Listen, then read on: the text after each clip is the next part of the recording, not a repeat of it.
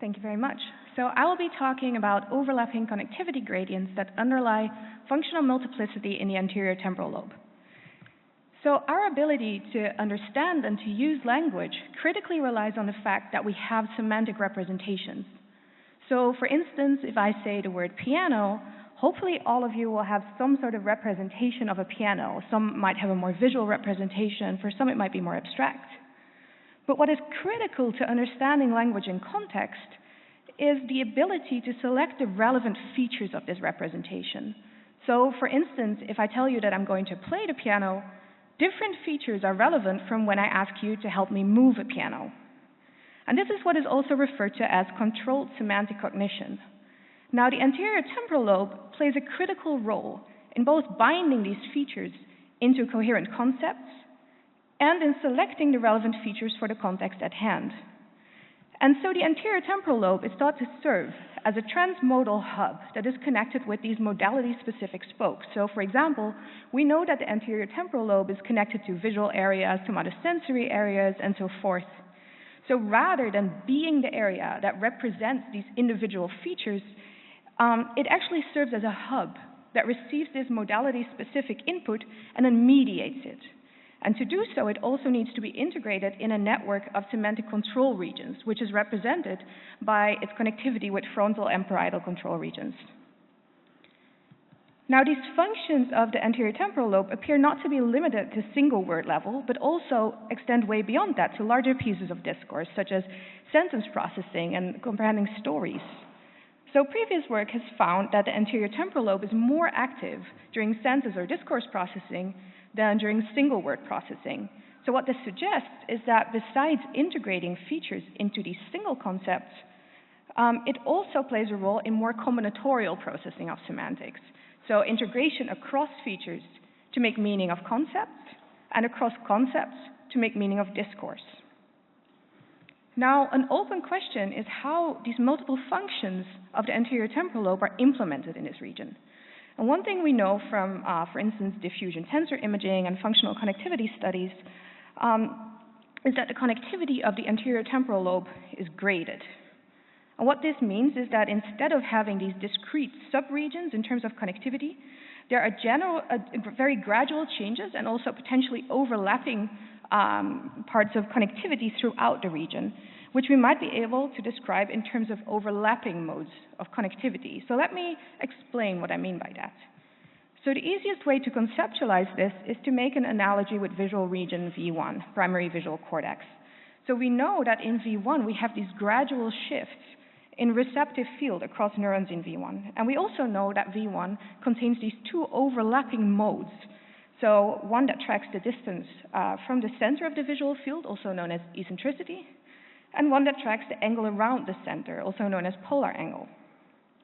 Now, it is possible that describing a similarly graded area like the anterior temporal lobe in terms of these overlapping modes of connectivity change similarly provides a functionally and biologically meaningful description of the organization of this area. And so we can get at this by doing a spatial decomposition of the area's connectivity to find its overlapping modes of connectivity.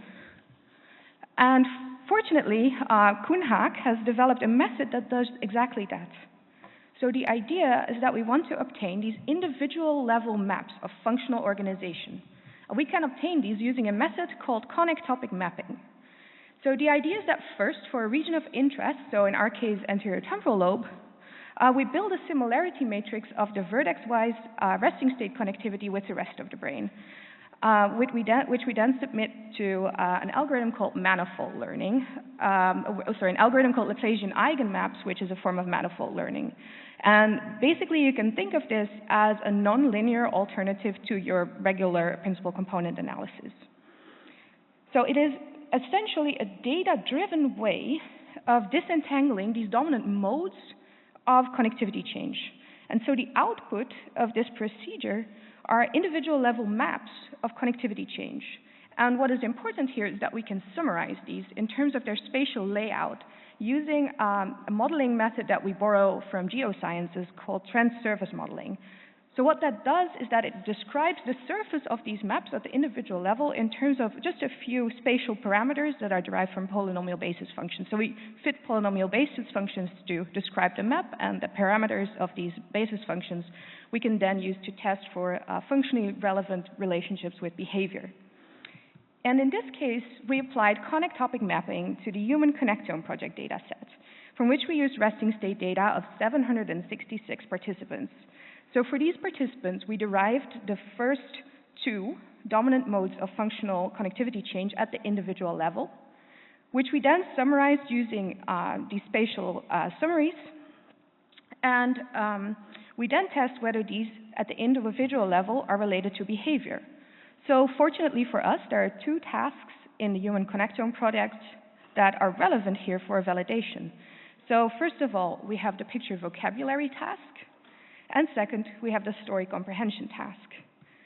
So in the picture vocabulary task, which is part of the standard NIH toolbox, participants hear a word, so for instance, hear kin, and they see 4 pictures, and they have to pick the picture that corresponds to the word. And for this task, we take accuracy as our measure of interest.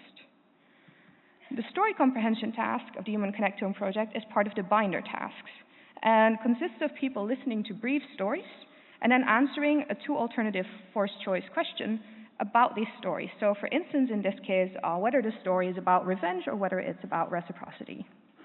And we take a measure that accounts for both the speed and the accuracy with which participants answer these questions as our measure of interest. So these are the group average results for the conic topic mapping procedure. And what we find is that the first 2 dominant modes are organized such that the first goes from superior to inferior, and the second goes from anterior to posterior. Now, as I explained before, we can fit a set of polynomial basis functions to these maps to describe them in a small number of parameters, and here we did that on these surface maps.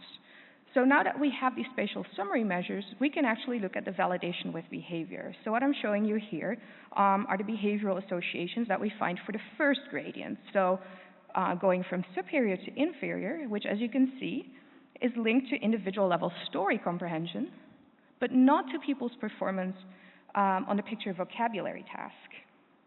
Now, in contrast, the second gradient, so going from anterior to posterior, is related to performance on the picture vocabulary task, but not on the story task. Also, we looked at a control task, namely a math task, and we found that neither of our gradients is predictive of performance on this math task. So what does this mean, and what do good and bad performance look like in terms of these conic topic maps? So here I've plotted the top 10 and bottom 10 performers on each task, and the average of their corresponding conic topic maps. And as you can see, it is clear that there are differences in how connectivity is distributed across the anterior temporal lobe. So what does this mean in terms of brain connectivity? Now, just to get a sense of what these gradients are getting at, and just for illustrative purposes, we looked at the extremes of each gradient and looked at the connectivity with the rest of the brain. Now, it is important to realize that this is a slightly suboptimal way of thinking about anterior temporal lobe connectivity, just because we know that actually we have these overlapping modes, and this does not account for the overlapping modes. But it gives us a sense of the mode of variation, the mode of change in our gradients.